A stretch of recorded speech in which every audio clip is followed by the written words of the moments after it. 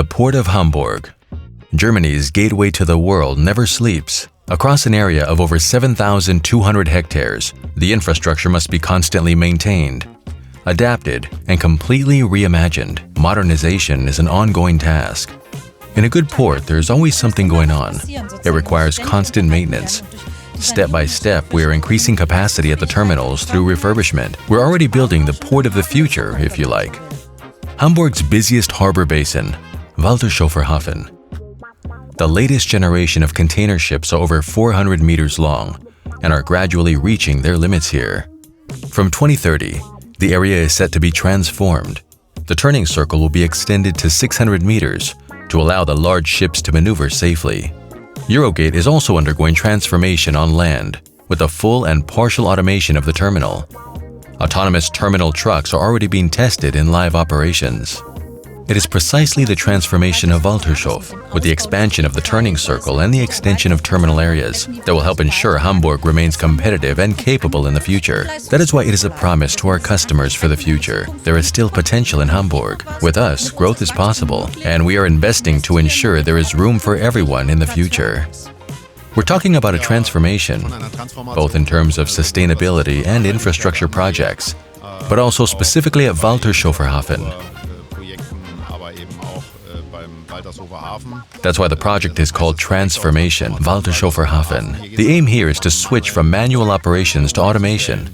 At the same time, we're electrifying operations in an effort to reduce noise pollution. The whole thing can only work hand in hand with our partners, in this case Eurogate, with its two future shipping companies as co-shareholders and the HPA. We're providing the infrastructure and Eurogate the superstructure, and that's all happening hand in hand.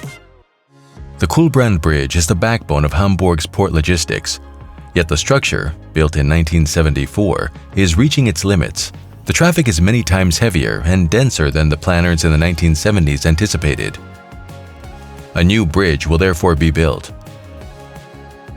The new alignment has been finalized, but until the new crossing is complete, the existing infrastructure and the surrounding area must be prepared. Well, the fact is, we've now reached the point where we've been able to present the design to the public. It will now be further developed by the engineering firms, naturally with the involvement of the HPA as the client. It's important that we now also engage with everyone in the neighborhood around the bridge and explain what's going to happen. We'll need to discuss with them how the construction phase, which after all won't begin for many years, might affect them in any way, and how we can best manage this process. These are our next tasks, and then we'll be making significant progress through the approval process. Next major construction site, the Salzgitterkai.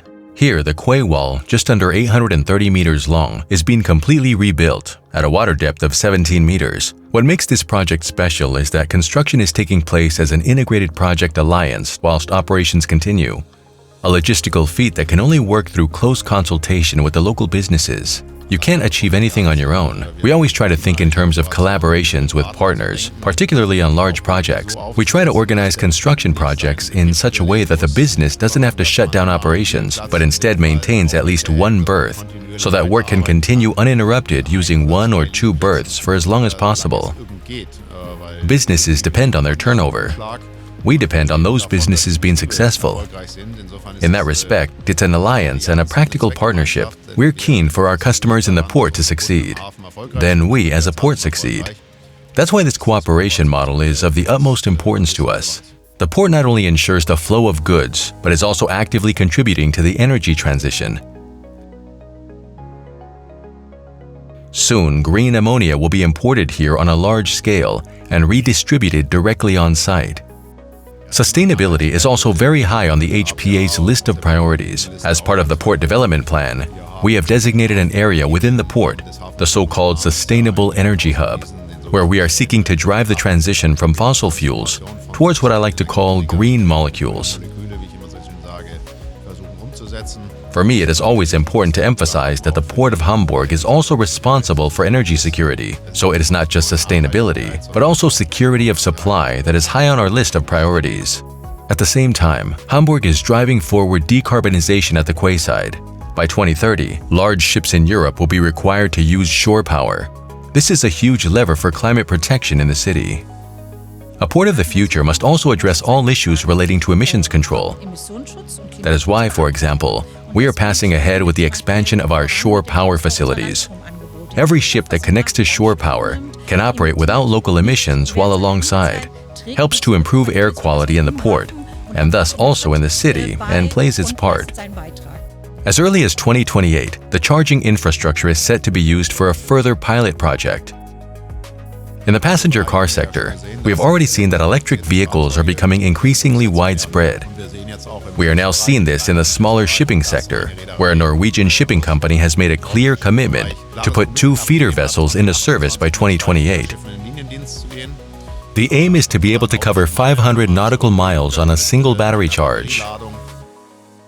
To monitor all these facilities, from the bridges to the quay walls, efficiently and emission-free, the HPA is increasingly relying on digital tools from the air, on water, and on land. Drones now monitor the port and detect, for example, the finest cracks in the concrete. And with today's camera technology, including thermal imaging cameras and artificial intelligence, we are now also able to detect moisture penetration and so-called cracks in the concrete and steel. These aren't just the flying drones we've shown today, but also ground-based and floating drones. If there's a crack in the steel or in the concrete, we naturally use a floating drone in a lock. And if you're inspecting a structure at height, then you deploy a flying drone. The modernization of the Port of Hamburg continues on the water, on the quays, on the roads, and in the air. We make sure our port always keeps pace with the times. We're investing heavily to ensure the port is well prepared for the future, because a port that's running well always has a lot going on. And that's exactly how it will be in Hamburg. Port is what we do.